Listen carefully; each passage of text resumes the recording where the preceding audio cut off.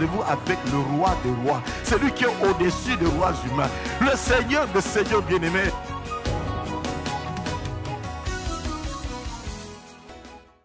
Nous lisons ce matin dans Actes chapitre 1er, versets 4 à 5, puis nous prendrons Actes 2, 1 à 4. Comme il se trouvait avec eux, il leur recommanda de ne pas s'éloigner de Jérusalem, mais d'attendre ce que le Père avait promis. C'est que je vous ai annoncé, leur dit-il, car Jean a baptisé d'eau, mais vous, dans peu de jours, vous serez baptisés du Saint-Esprit. Acte 2, versets 1 à 4 également. Le jour de la Pentecôte, ils étaient tous ensemble dans le même lieu. Le jour de la Pentecôte, 50e jour après la Pâque, c'était le jour bien-aimé de la moisson, où on amenait les prémices de la moisson. Donc c'est une journée bien déterminée que le Seigneur a voulu que le Saint-Esprit vienne.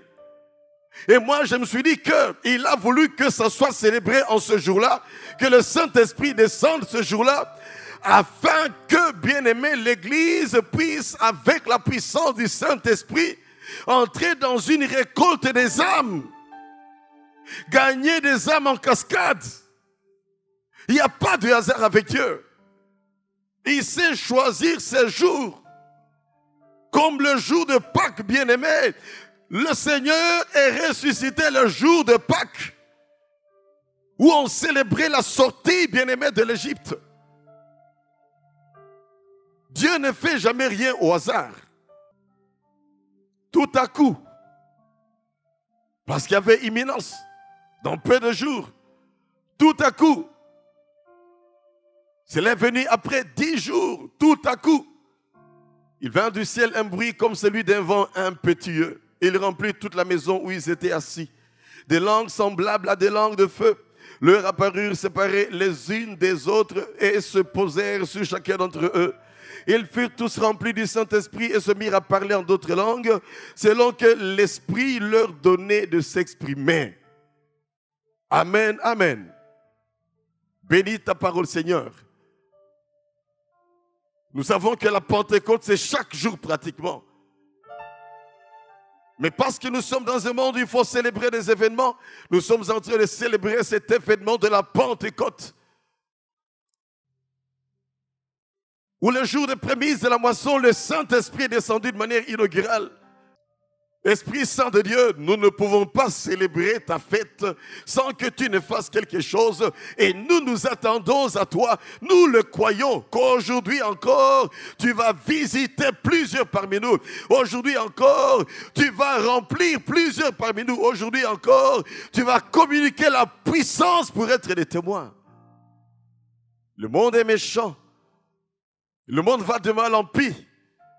Il y a une confrontation des puissances dans laquelle nous sommes tous plongés. Sans ta puissance, Seigneur mon Dieu, ça sera des échecs. Sans ta puissance, ce sera des défaites. Et nous refusons d'être des défaitistes. Nous voulons demeurer des victorieux en toi. C'est pour cela que je te demande de bénir cette parole. Accompagne cette parole dans le cœur de chacun. Et tout au long de cette prédication, agis dans la vie de ton peuple.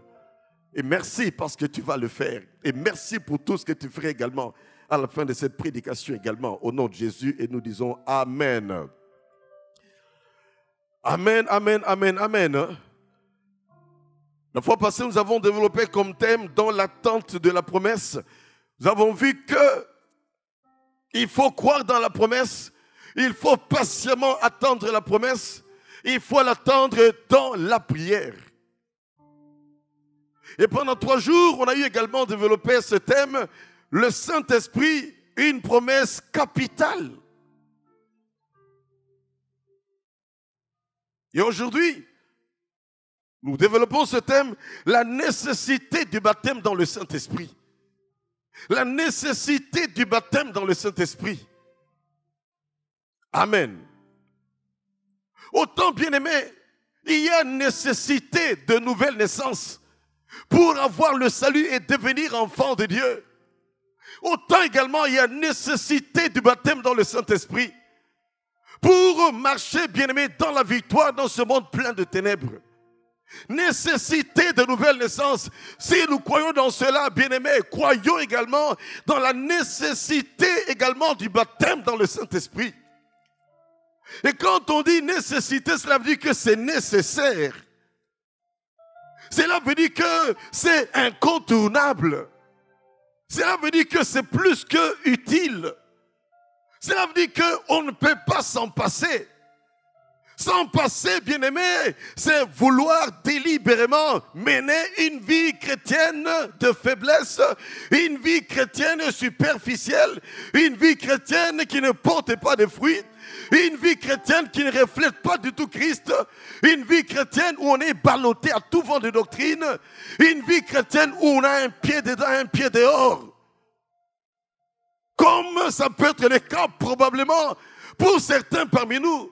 Un pied dedans, un pied dehors. À la Pentecôte, à l'église, à Pâques, à l'église, à Noël, on est dans l'église, mais les autres jours, on n'y est pas. Ou on vient même le dimanche, les autres jours, on ne vient pas. Pourquoi? Si vous avez goûté combien le Saint-Esprit est merveilleux, et si vous avez expérimenté, bien-aimé, la visitation du Saint-Esprit, vous ne pouvez que chercher les intérêts de Dieu dans votre vie. Vous ne pouvez que chercher à plaire à Dieu, à obéir à Dieu, à marcher avec le Seigneur, à chercher à lui plaire, bien-aimé, à fuir le péché, à gagner les âmes, à être au service du Seigneur. Parce que c'est le Saint-Esprit qui nous conduit dans toute la vérité concernant la parole de Dieu. Sans le Saint-Esprit, tu peux lire ce livre comme un livre d'histoire. Sans le Saint-Esprit, tu peux lire et tu ne vas rien saisir. Ça entre dans ton entendement et ça se volatilise dans ton entendement, tu ne saisis rien. Ton esprit ne saisit rien. Pourquoi? Parce que tu n'es pas rempli du Saint-Esprit. C'est le Saint-Esprit, bien-aimé, qui nous convainc non seulement de péché, de justice, de jugement, mais qui nous convainc également que la promesse du retour de Christ est une réalité. Et quand il nous convainc, nous vivons non pas comme si tout c'est ici-bas, nous vivons comme des pèlerins, sachant qu'il y a un royaume qui nous attend là-haut, sachant qu'il y a une félicité qui nous attend là-haut, sachant qu'il y a une place qui nous attend là-haut. On va vivre comme un pèlerin, comme une personne qui est en transit sur terre. Et non pas dans un transit passif, mais dans un transit actif. Vivant pour Dieu, non plus pour soi-même. Vivant pour la gloire de Dieu, non pas, bien-aimé, pour sa gloire personnelle. Cherchant l'honneur de Dieu, non pas l'honneur personnel. Les intérêts de Dieu, et non pas focalisés sur les intérêts seulement personnels. Apprenant à s'abaisser afin que Dieu soit élevé. Apprenant à tout faire, bien-aimé, pour la gloire de Dieu. Et il n'y a que le Saint-Esprit qui peut nous aider à mener cette vie-là. La vie chrétienne, elle n'est pas facile, mon frère, ma soeur. Sans le Saint-Esprit, tu ne peux pas mener une vie chrétienne victorieuse. Toi et moi, nous avons absolument besoin du Saint-Esprit de Dieu pour nous conduire. Et ça viendra dans les quelques points que nous allons développer dans ce message. Nous ne pouvons pas nous passer de lui. Et dès qu'on a accepté Jésus, il faut vite, bien-aimé, passer par le baptême. Il faut vite, passer et chercher également la plénitude du Saint-Esprit. C'est pour cela qu'il est dit, car Jean a baptisé d'eau, mais vous, dans peu de temps, vous serez baptisés du Saint-Esprit. Jean vous a plongé, parce que baptiser c'est plonger, baptiser c'est immerger, pour pouvoir montrer qu'on s'identifie à Christ. Il vous a baptisé d'eau. Mais vous serez bientôt baptisés du Saint-Esprit, plongés dans le Saint-Esprit, immergés dans le Saint-Esprit. Cela veut dire quoi, bien-aimé?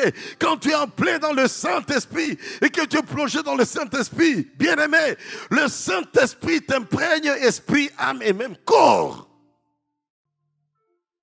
Tu chercheras à voir comme le Saint-Esprit voit.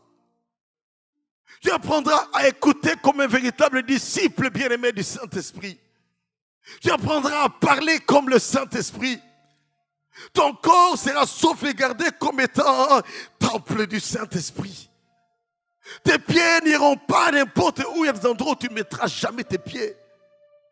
Tes mains ne feront pas n'importe quoi. Il y a des choses que tu ne toucheras pas parce que ce n'est pas à toi. Pourquoi? Tu es rempli du Saint-Esprit, plongé dans le Saint-Esprit. On ne peut pas être plongé, bien-aimé, sans pouvoir être rempli d'eau, rempli de l'Esprit. Notre être entier, esprit, âme et corps, rempli de l'Esprit. On voudra faire la volonté de l'Esprit. On va commencer à réfléchir comme le Saint-Esprit. Avoir les sentiments du Saint-Esprit. Sans le Saint-Esprit, il y a une véritable garantie d'une vie chrétienne défaitiste. Sans le Saint-Esprit. On a reçu une petite dose à la nouvelle naissance. Mais il faut que ça déborde. C'est pour ça qu'on doit être baptisé, plongé. De même que le jour de ton baptême d'eau, bien-aimé, tu étais plongé dans l'eau. Il faut que de même tu sois plongé dans l'Esprit. Et c'est par la prière et par la foi qu'on saisit cela. Et on priera pour vous aujourd'hui. Pour que vous puissiez vivre cela. Pensez-vous que moi je pouvais tenir comme ça plus de 3 décennies à marcher avec Dieu sans compter sur l'ami fidèle, le Saint-Esprit, la promesse que Dieu lui-même il a donnée. Sans lui, je ne serais pas ce que je suis aujourd'hui. Et nous disons Amen. C'est une nécessité, bien-aimé, le Saint-Esprit. Nous devons en être enthousiasmés. Désireux de tout notre cœur, bien-aimé, d'être imprégné de lui. Désireux de tout notre cœur, qu'il soit notre ami fidèle, que nous amenons partout. Les hommes peuvent t'abandonner, mais si tu t'accroches au Saint-Esprit, il ne t'abandonnera jamais. Les hommes peuvent te décevoir, mais si tu t'accroches au Saint-Esprit, lui, il ne te décevra jamais. Une promesse capitale. Et cela pour tout chrétien. Il y a des raisons claires et capitales qui nous convainquent, qui nous poussent, qui nous contraignent, qui nous enthousiasment, bien-aimés, qui nous stimulent à rechercher le baptême dans le Saint-Esprit. Et nous allons en voir 5 raisons capitales et qui ne sont pas exhaustives parce qu'il y en a plein. Première raison, c'est d'abord la valeur du donateur lui-même de ce don. Amen. La valeur du donateur du don. Bien-aimé, laisse-moi te dire ceci. 2 personnes peuvent te promettre quelque chose. Mais qu'on le veuille ou pas, on est humain. Tu peux te dire, lui, je suis sûr, l'autre pas. Je connais lui, comment il est, l'autre, comment est-ce qu'il peut promettre sans jamais réaliser. Qu'on le veuille ou pas, bien-aimé, il y a une certaine valeur qu'on donne à tout donateur. Et si le donateur, c'est Dieu lui-même, c'est lui qui donne le Saint-Esprit, je demanderai au Père de vous donner la promesse qu'il a promis, le Saint-Esprit. C'est le Père bien-aimé qui donne le Saint-Esprit. Il faut que je m'en aille, disait Jésus, pour que le Père puisse envoyer le Saint-Esprit. Quand le donateur, c'est Dieu, frères et sœurs, quelle valeur donnons-nous à Dieu pour minimiser le don qu'il nous donne? Y a-t-il une personne comparable à notre Dieu? Y a-t-il une autorité comparable à notre Dieu? Y a-t-il un chef spirituel comparable à notre Dieu? Quand les hommes nous promettent, bien-aimés, ce sont des êtres humains. On est enthousiasmé. On se comporte déjà comme si on a déjà reçu le don. Pourtant, on ne l'a pas encore reçu. Et quand c'est Dieu, pourquoi prendre la chose à la légère? Quelle valeur tu donnes à Dieu dans ta vie? N'est-ce pas lui le Créateur? N'est-ce pas lui le chef de la Trinité? Parce que la Bible dit clairement que Dieu est le chef de Christ. Christ est le chef de l'Église. C'est lui qui nous donne le Saint-Esprit. Il n'est pas un homme pour mentir. Dieu. Pourquoi prendre à la légère une promesse qui vient du Très-Haut? Il y a une promesse capitale. Quand c'est une promesse pour les finances, quand c'est une promesse pour le mariage, quand c'est une promesse pour avoir des enfants, quand c'est une promesse pour l'élévation, tout de suite on veut croire en Dieu. Oubliant que, bien-aimé, lorsque tu as le Saint-Esprit, toutes ces choses vont venir, bien-aimé, dans ta vie. Parce que c'est le Saint-Esprit qui est l'agent exécutif. De sorte que quand Dieu promet, bien-aimé, c'est le Saint-Esprit qui va mener à la réalité. Comme à la création, le Saint-Esprit se mouvait. Dieu dit, il libère sa parole, le Saint-Esprit va exécuter la réalisation de toutes choses. Donc, première raison, la valeur du donateur. Dieu est celui qui nous donne le Saint-Esprit. Ne prends pas à la légère la promesse que Dieu te donne. Ne mets pas en première position ce qui doit être à la 5e position. À la première position, bien-aimé, ce qui nous donne, d'une part, c'est Jésus-Christ pour que nous ayons le salut. Et d'autre part, c'est le Saint-Esprit qui nous donne afin que nous ayons un dynamisme pour le représenter ici-bas. Et nous disons Amen. Dieu est le créateur du visible et de l'invisible. Ce qu'il dit, il réalise ce qu'il promet, il le concrétise. Il peut même, bien aimé, nous donner au-delà de ce que nous pensons. Selon Ephésiens 3, verset 20. Voyez un tout petit peu quand il est venu provoquer lui-même Salomon dans 1 roi 3. Salomon, tu m'as touché par les offrandes que tu m'as fait. 1000 holocaustes, que veux-tu que je te donne? Donne-moi l'intelligence et la sagesse. Dieu lui-même dit, oui, je vais te donner l'intelligence et la sagesse, mais au-delà de cela, j'ai décidé de te donner des cadeaux, de te cadeauner, si on peut inventer le mot. J'ai décidé de te donner des cadeaux. Tu auras la richesse et la gloire. Amen, amen. Pourquoi chercher la richesse et la gloire, bien-aimé, au lieu de chercher d'abord l'Éternel lui-même et ce que son cœur désire? C'est pour cela, ne mettons jamais la charrue, bien-aimé, devant le bœuf. Demandons l'essentiel à Dieu et toute autre chose nous sera donnée par sur quoi. Comme il est dit dans Matthieu chapitre 6, 33, cherchez le royaume de Dieu en premier et toute chose viendra par sur quoi. Fais de l'Éternel tes délices, il te donnera ce que ton cœur désire. Salomon pouvait bien désirer ces choses, mais il s'est dit non, non, non, je vais demander l'essentiel. Et laisse-moi te dire, bien-aimé, que l'essentiel pour la vie du chrétien, c'est qui est capital, c'est la plénitude du Saint-Esprit. Nous disons Amen et nous acclamons le Seigneur. Et qu'il en soit ainsi dans ta vie. On demande des choses trop secondaires, on oublie ce qui est principal, et quand on reçoit ces choses secondaires, ces choses nous perdent. Or, c'est lui-même le Saint-Esprit qui peut donner également la capacité de gérer les dons que Dieu nous donne. De toi-même, tu ne pourras pas. Et on le voit tout le temps. À peine béni, on abandonne le Seigneur, on abandonne le Saint-Esprit. Et après quelques temps, eh bien, c'est le dérapage. Deuxième raison qui nous stimule à rechercher le baptême du Saint-Esprit, c'est la valeur du don. Et ce don, c'est le Saint-Esprit.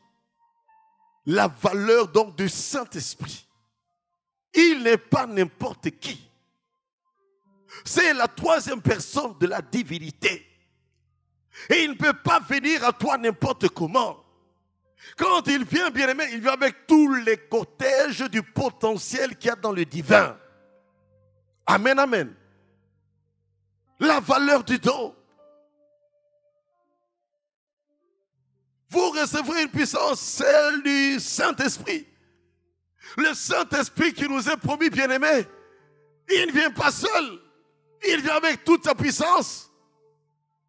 La puissance divine. Pour nous rendre capables de pouvoir vivre cette vie chrétienne comme il faut. Et pendant que je préparais ce message,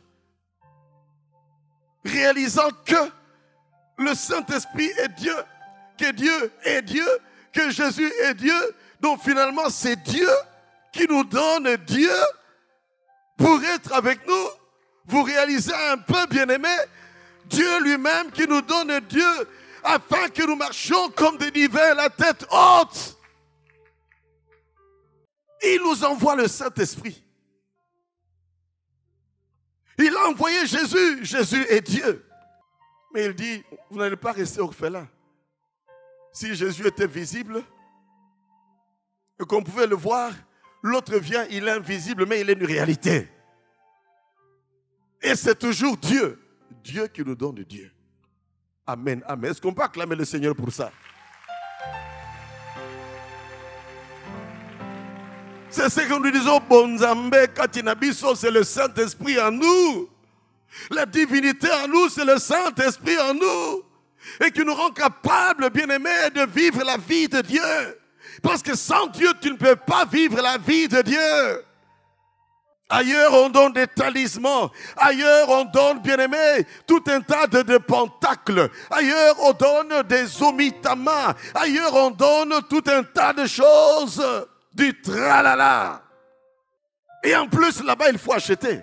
Dans toutes ces sectes, on doit acheter. Mais nous, Dieu nous donne gratuitement. Lui-même, il nous donne lui-même. Gratuitement. Sans argent. Autant il nous donne le Seigneur, nous donne Jésus sans argent. De même, il nous donne, bien-aimé, le Saint-Esprit sans argent. Dieu donne, bien-aimé, gratuitement. Qu'on te dise jamais, amène $100 et tu auras la puissance du Saint-Esprit. Amène $800, tu auras une chaise quand tu te mets là-dedans. La puissance de Dieu va venir sur toi. Comme ça se fait, bien-aimé, dans certains milieux où on vend certaines chaises à 800 €. Et quand on a cela, on va commencer à vivre une puissance extraordinaire. Et ça, pour moi, ce n'est pas une puissance divine, mais une puissance démoniaque que je pèse bien mes mots. Et nous disons Amen. Gratuit, Dieu donne.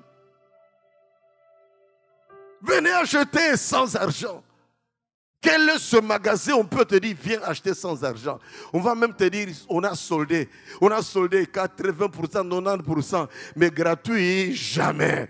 Et quand on donne gratuitement, c'est souvent des choses qui sont prêtes à pouvoir périr. Qui n'ont plus de valeur. Et c'est pour cela que dans la vie, bien-aimée, Dieu nous donne des choses de valeur gratuitement. N'amenez jamais à Dieu des choses dont tu n'as plus besoin. Comme des fois quand on dit, on a besoin de quelques habits, on a besoin de certaines choses, on nous amène des habits des fois déchirés qui ne sont pas lavés. On ne sait pas qu'on amène ça quelque part à Dieu, même si c'est destiné pour aller aider certaines personnes qui sont dans des conditions sociales difficiles. On amène des choses sans valeur. Dieu nous donne des choses de valeur. Apprenons à lui donner également des choses de valeur. Dieu nous donne des choses, bien-aimées. Quand il le fait, lui-même, il est touché parce qu'il a dû se séparer de Christ pour qu'il vienne. Il a dû dire au Saint-Esprit, va, toi, tu seras permanent avec eux. Apprenons à donner à Dieu ce qui a de la valeur. Ce qui nous pince dans le cœur. Où on peut dire après, Seigneur, je sais que je n'ai pas donné à un homme. C'est à toi, Dieu, que j'ai donné. C'est à ton église que j'ai donné. Que ton nom soit béni. Toi, la source de toutes mes ressources. Amen. La valeur du don. Dieu donne toujours de bonnes choses. Jacques chapitre 1er verset 17 nous dit que tout don parfait et toute grâce excellente viennent d'en haut. Et le Saint-Esprit est venu d'en haut. Tout don parfait et toute grâce excellente vient d'en haut, du Père de lumière, en qui il n'y a point de ténèbres, ni d'ombre de variation. Le Saint-Esprit est une personne de très grande valeur parce qu'il est Dieu. Comment ne pas être assoiffé d'avoir Dieu avec moi? Et quand il vient, il faut que nos cœurs soient conservés dans la pureté. Il faut que nous acceptions qu'il puisse émonder nos vies. Que ce qui n'est pas de lui tombe afin qu'il prenne toute la place en nous. Et c'est une œuvre qui se fera tous les jours de notre vie. Jusqu'à notre dernier souffle. Il cherchera à pouvoir régner dans tout notre cœur, toute notre vie, les moindres coins.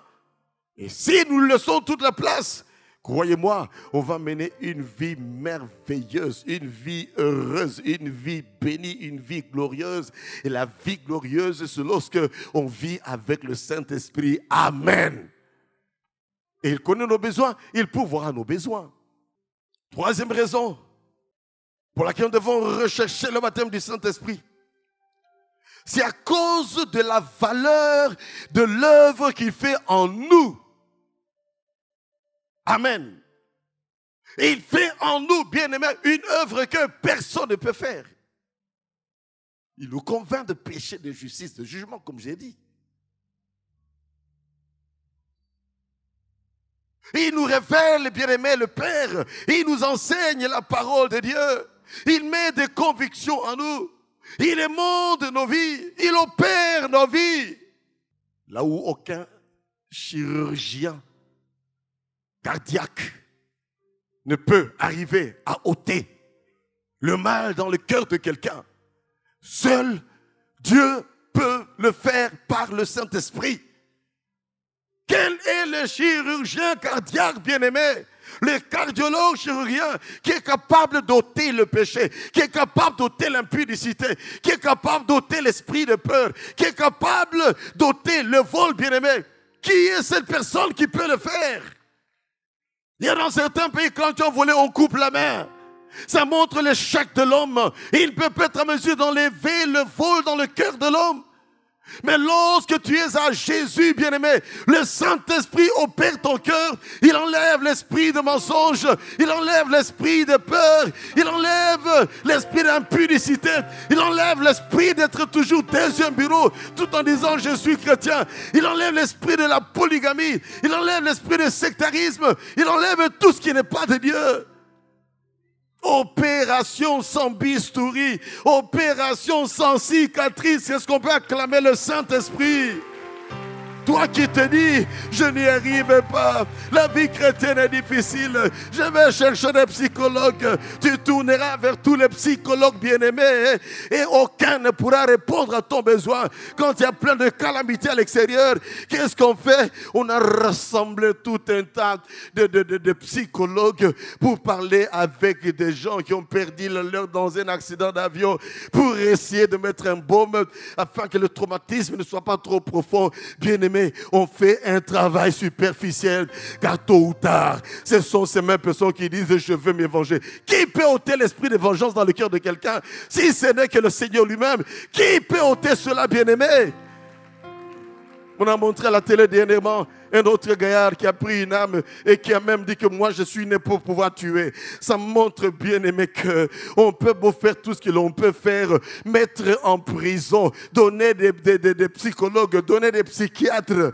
Et il n'y a que le salut en Jésus-Christ qui peut changer un tueur invétéré en enfant de Dieu. Et il n'y a que Jésus-Christ avec l'aide du Saint-Esprit qui peut arriver à faire tomber quelqu'un de son cheval d'acharnement à faire le mal, de son cheval d'acharnement à être dans l'impudicité, de son cheval à tuer, à tuer, à tuer, à tuer, à tuer encore. Des pays qui deviennent des poudrières à ciel ouvert. On ne sait jamais ce qui peut arriver à tout moment. Parce que les cœurs sont blessés. Tout ça parce qu'on a rejeté l'évangile.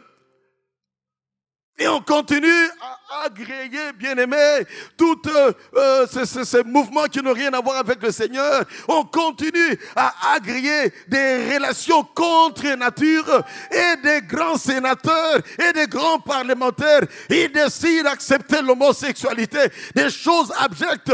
Ils oublient que c'est la parole de Dieu, c'est le Seigneur Jésus qui a mené la modernité, qui a mené la transformation dans leur pays. Ils oublient qu'il y a plusieurs années auparavant, il y a des gens qui avaient jeûné, prié, s'aimer la parole de Dieu, donné leur vie afin que l'évangile soit partout. Mais aujourd'hui, bien-aimés, plein de cathédrales vides en Occident, particulièrement. Recherchons le Saint-Esprit à cause de la valeur de son œuvre.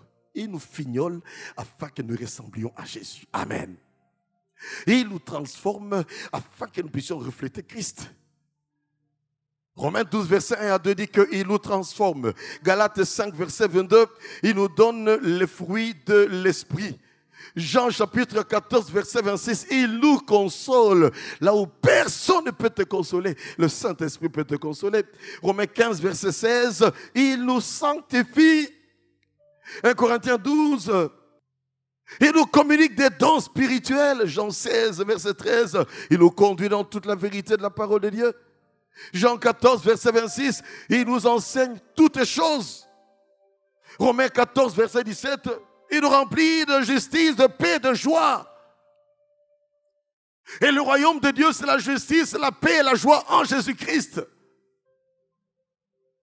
L'esprit de justice ne peut venir que de Dieu par le Saint-Esprit. Si l'esprit de justice n'est pas en toi, cherche le Seigneur, cherche ensuite le Saint-Esprit qui peut t'aider à avoir un esprit de justice dans la maison, dans le milieu professionnel, au niveau des institutions, bien-aimées, judiciaires ou juridiques, que sais-je.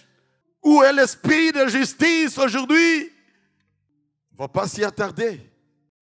Parce que le Saint-Esprit, on peut parler sur lui pendant tout un mois. Et on n'achèvera jamais des livres, et des livres ont été écrits sur la personne du Saint-Esprit. Et là, nous ne faisons qu'effleurer, bien-aimés, une infime partie pour nous aider à être assoiffés de la visitation du Saint-Esprit et vivre cela de manière concrète. Le Saint-Esprit nous apprend à prier. Le Saint-Esprit nous apprend à prêcher.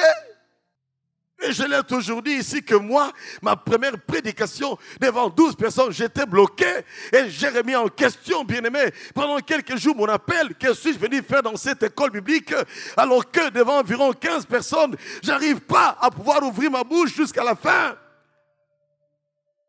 Je parle à peine 3-4 minutes, bloqué, intimidé par les yeux qui me regardaient. Surtout que c'était presque tous des Occidentaux, on était à peine, moi et un papa Oumba, je ne sais pas s'il est encore en vie. On était les deux seuls Africains dans ce groupe francophone.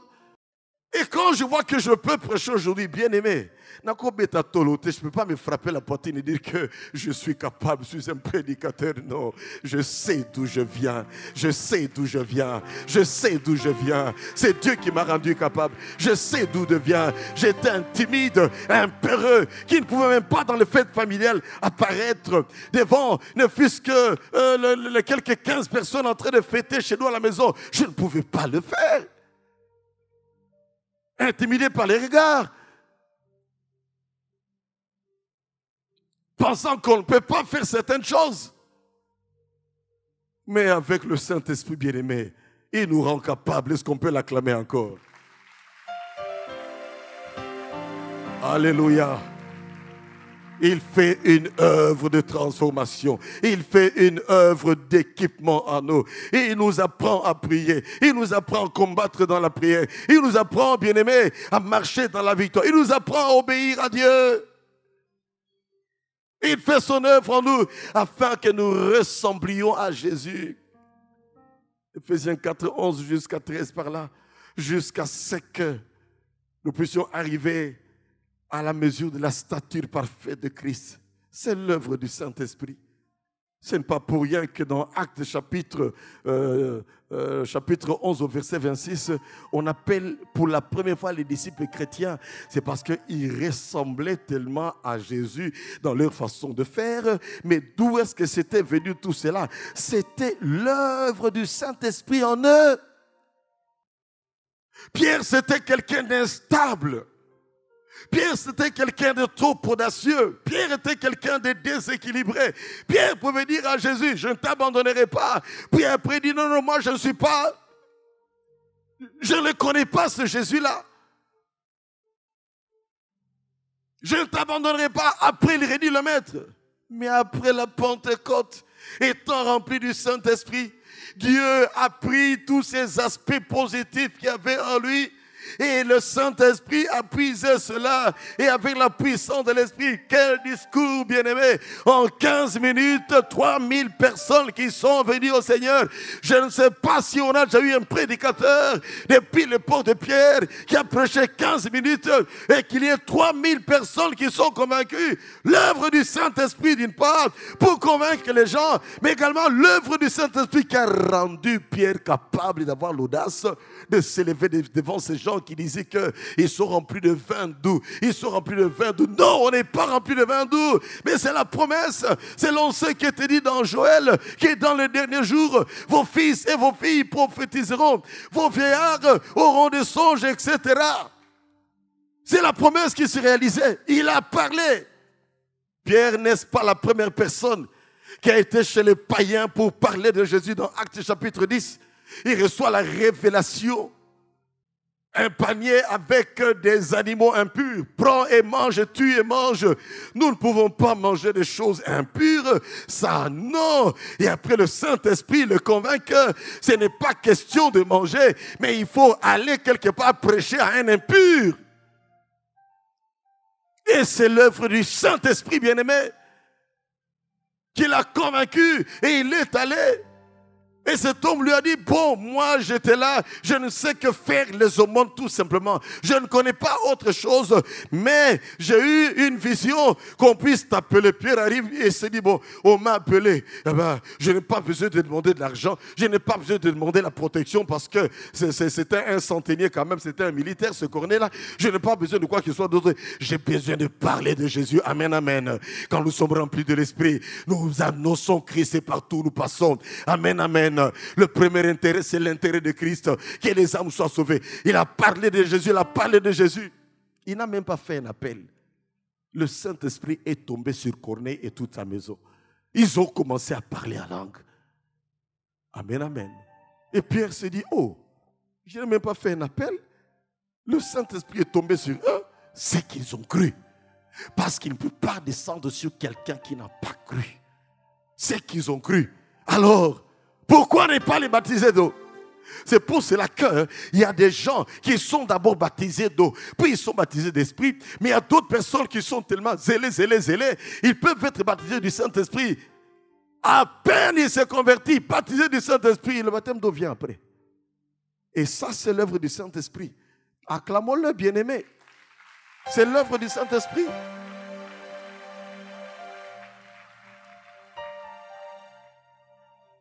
Nous avons besoin du Saint-Esprit pour l'œuvre qu'il fait en nous. Quatrième raison pour laquelle nous avons besoin du Saint-Esprit, c'est à cause de la valeur de la mission qu'il nous donne. Amen. À cause de la valeur de la mission. Et quelle est cette mission? La mission du salut des âmes. Quand c'est pour le salut des âmes, il est prêt à nous accompagner. Et quand nous commençons à parler, lui, il commence à convaincre. Il commence à bousculer les cœurs. Il commence à captiver les gens pendant que nous sommes en train de parler à cause de la valeur de la mission. Bien aimé, la mission que Dieu nous donne en tant que chrétiens, il n'y a pas de pareil. Aucune entreprise ne te donnera une mission de la même valeur que la mission du Saint-Esprit.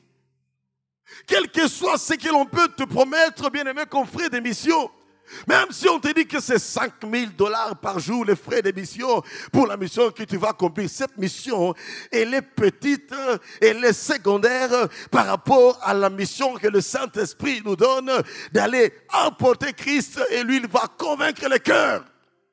C'est pour cela même que lorsque tu es dans une mission de service quelque part, sois attentif dans l'avion, sois attentif des âmes que Dieu peut mettre sur ta trajectoire et qui sont déçues de ce monde, remplis d'argent mais déçus de ce monde, remplis de tout, bien-aimés, de véhicules, remplis d'immobilier mais déçus de ce monde. Regardez le nombre de gens qui sont tentés de se suicider. On parlait d'un musicien qui était mort malgré tout ce qu'il avait. La drogue, je ne veux pas citer son nom, Dieu de la chair. On a parlé il n'y a pas longtemps d'une autre vedette.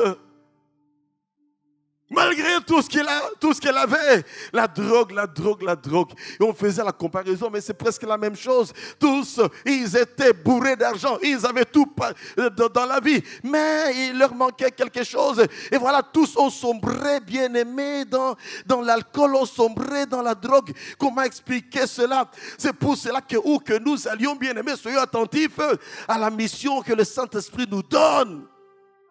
Parlez du Seigneur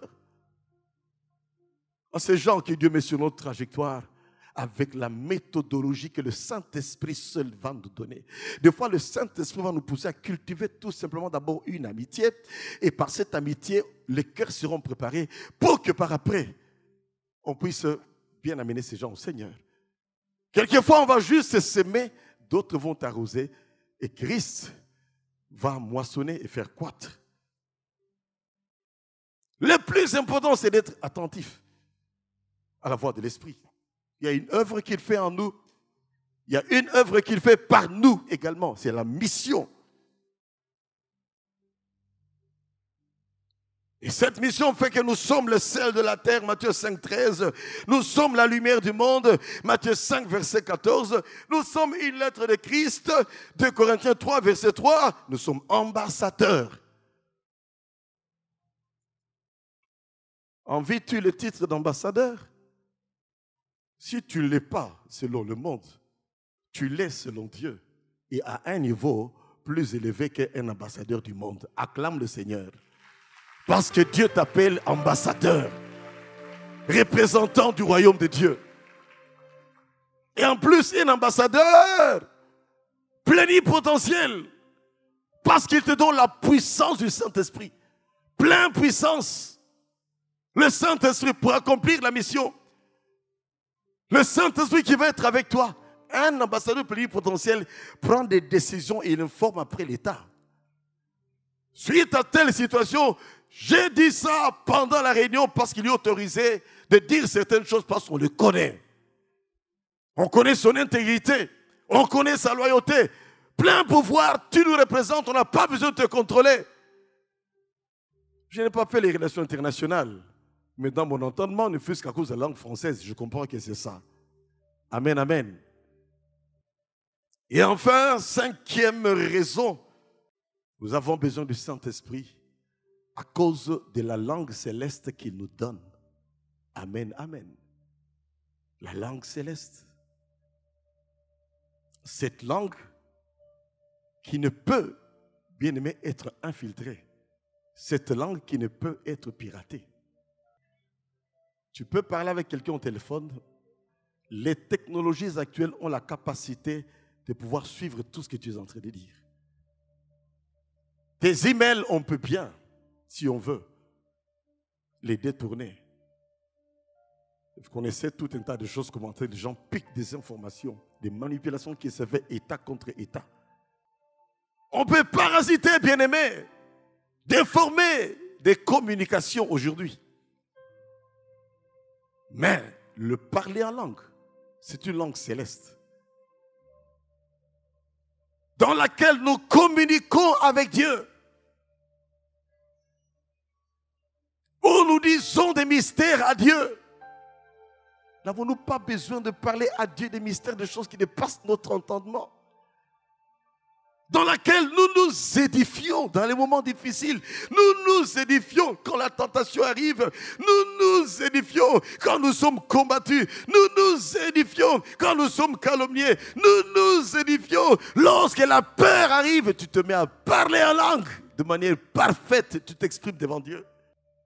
Nous nous édifions lorsqu'on prie pour un cas de cancer. On dit Nzambe, oh vraiment Nzambe, Shabaraka Manasato. Quand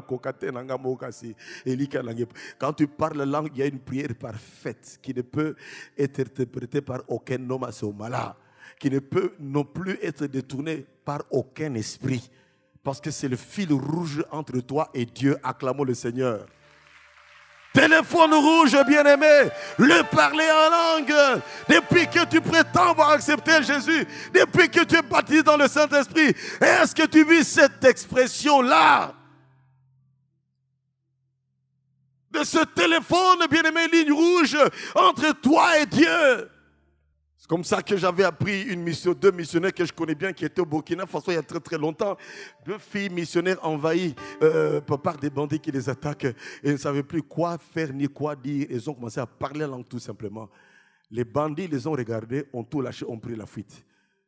Peut-être qu'ils étaient en train de dire, envoie-nous tes anges maintenant, oh Dieu. Et que ces gars ont vu des anges tout simplement, aux épées flamboyantes, et ces gars ont fui. On ne saura jamais tout ce qui se passe. Mais tout ce que nous savons, c'est que c'est merveilleux de parler en langue. Amen, amen. 1 Corinthiens 14, verset 2. Nous parlons à Dieu quand nous parlons en langue.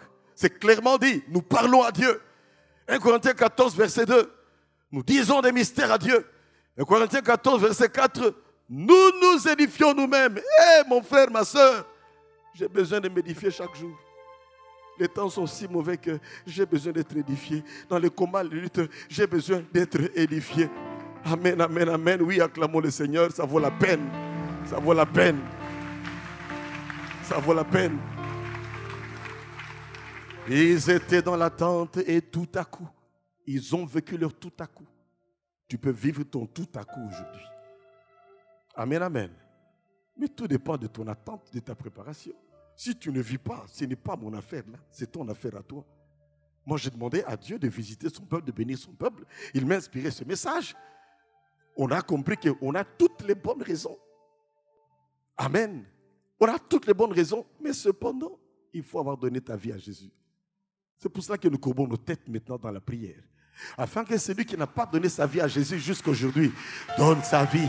Même si tu viens souvent ici à l'église, tu n'as pas donné ta vie à Jésus, donne ta vie à Jésus aujourd'hui.